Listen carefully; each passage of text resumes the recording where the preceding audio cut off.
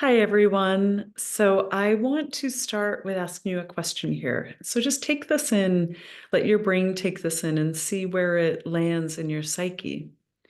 So ask yourself, have you ever felt like the respect that you want or that you deserve or that you yearn for, the respect from yourself, whether it's self-respect or from others, have you ever felt like it's missing? I know I've spent a lot of my life feeling that somehow I just didn't feel like I was being respected, whether it was in vendor transactions, if I was dealing with men, or in some of my personal relationships, and even ways where I felt like I've been disrespecting my own self. Maybe it's in the way you see this as well, in how you speak to yourself, or how others treat you, or even really the messages that we take in from society to the media that we watch that reinforces these ideas that we women, where our worth is undervalued unless we look a certain way or behave a certain way. So I'd like to dive into this here because one thing I know for sure is that you're not alone. So let's just take a peek into exploring how we can reclaim the respect that's been missing. So I'm Gabriella Taylor. If we haven't met before, I'm the founder of Extraordinary Woman, and I guide women through creating meaningful breakthroughs in their life, in love, and in leadership. And for nearly 3 decades now, I've been helping women rewire their brains for courage, for confidence, for self-respect.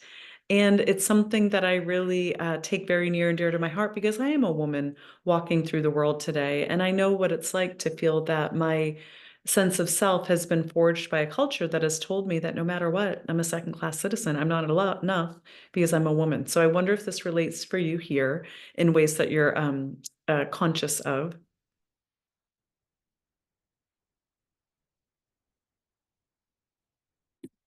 Hi, everyone. So I want to start off today with a question.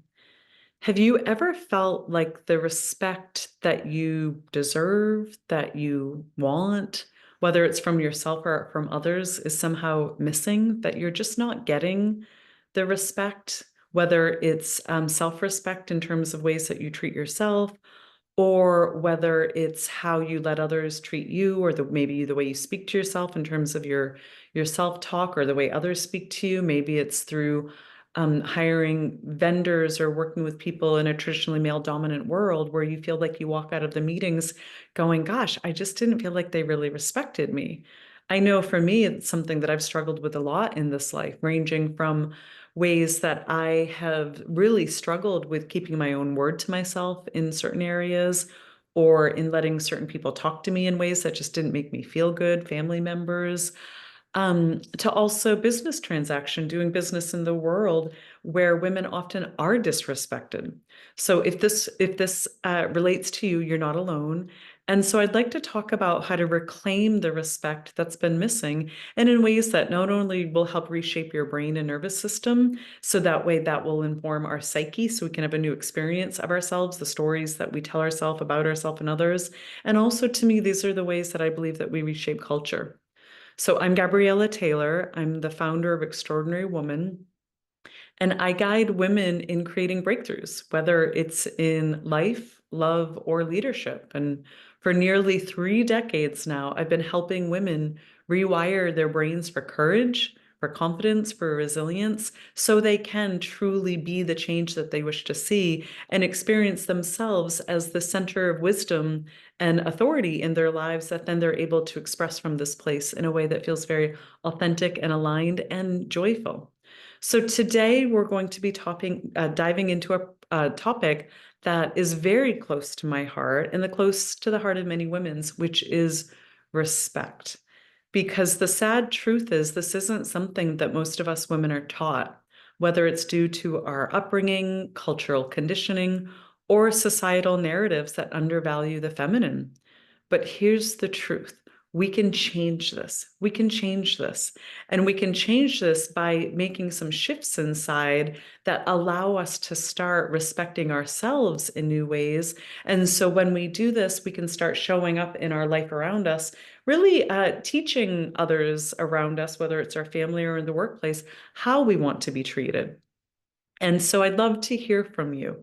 So let's just think about this. What's one area in your life where you've struggled with feeling respected?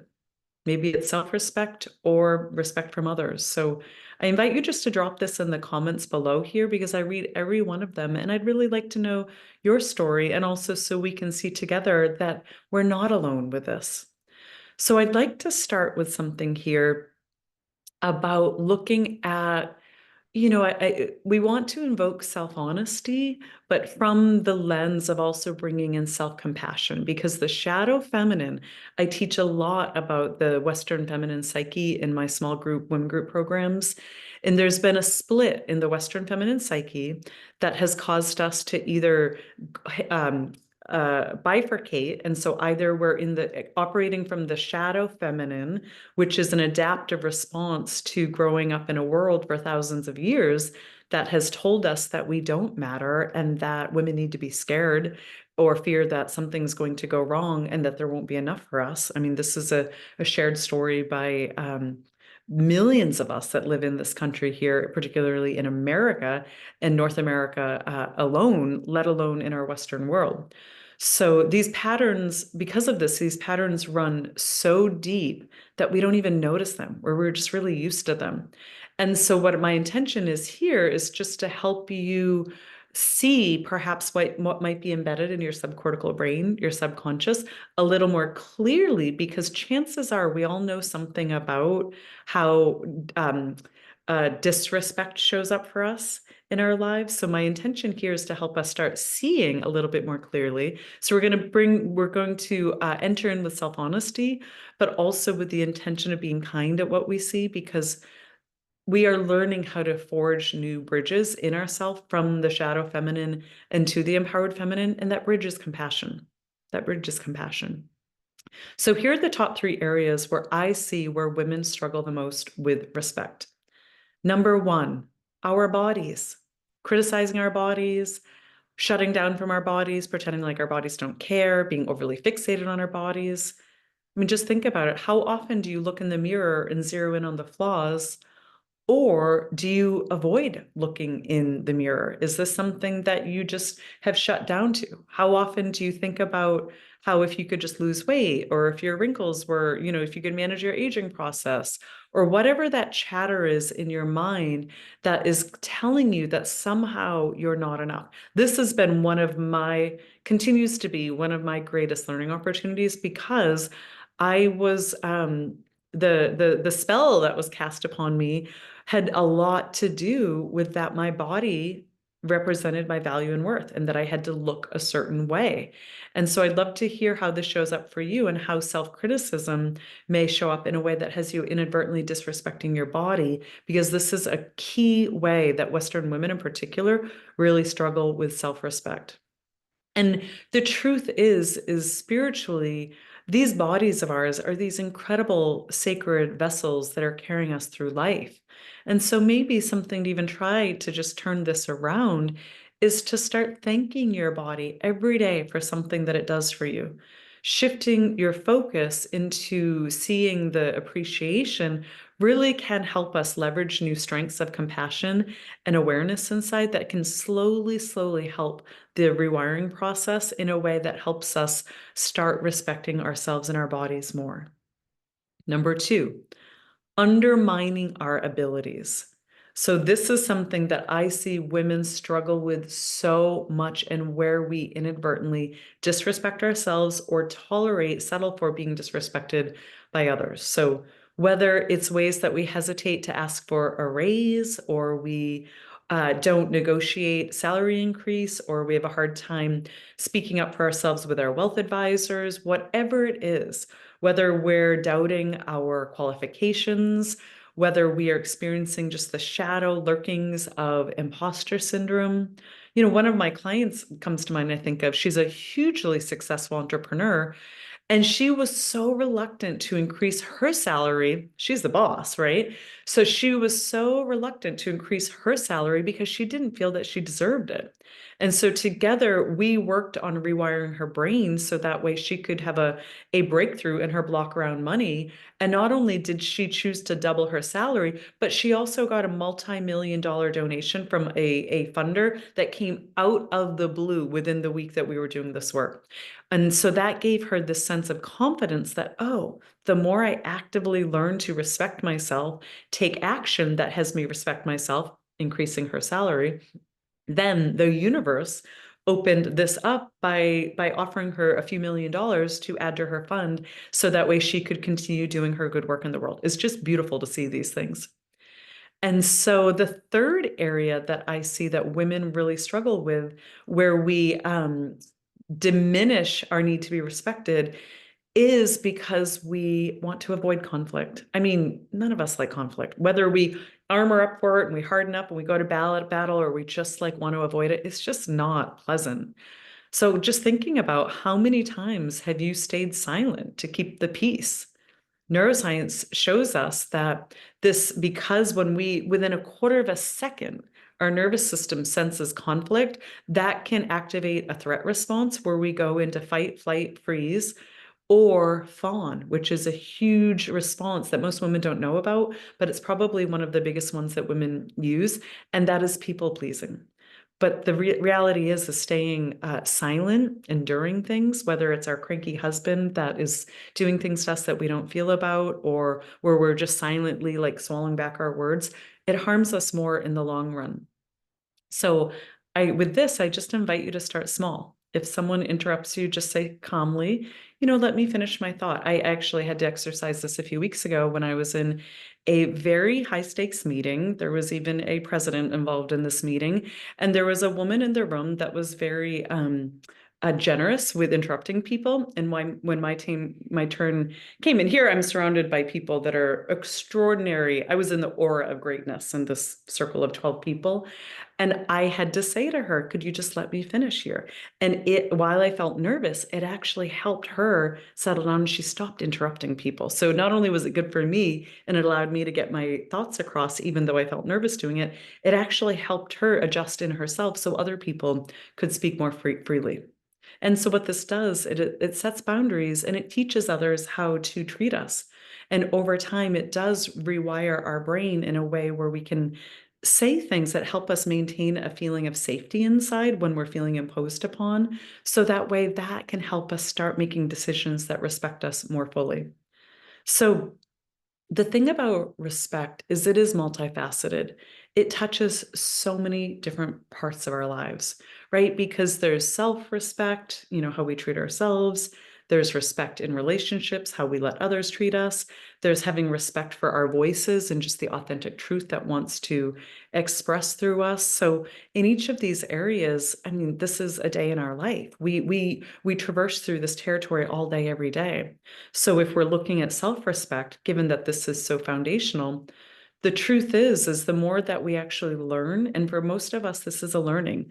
When we learn what it means to actually respect ourselves, we're able to naturally start attracting and commanding respect from others. So just practice, start by setting small boundaries and saying no when you need to, or start looking at ways that you can actually bring a little bit of kindness and appreciation for yourself, just activating that voice of wisdom and compassion within, and see how this just starts giving ourselves natural permission that it's okay to be us. It's okay to take care of ourselves. Because for most women, this is not the message we received, whether it was at home or just in society at large.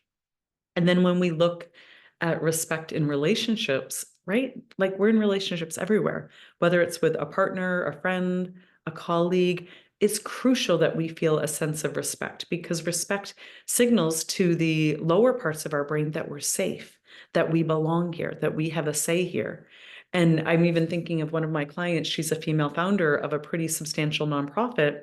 And there was even this one time when she was going into a fundraising meeting where there was a gentleman in the boardroom that turned he turned his back to her in a chair because he didn't like what she had to say. Talk about disrespect.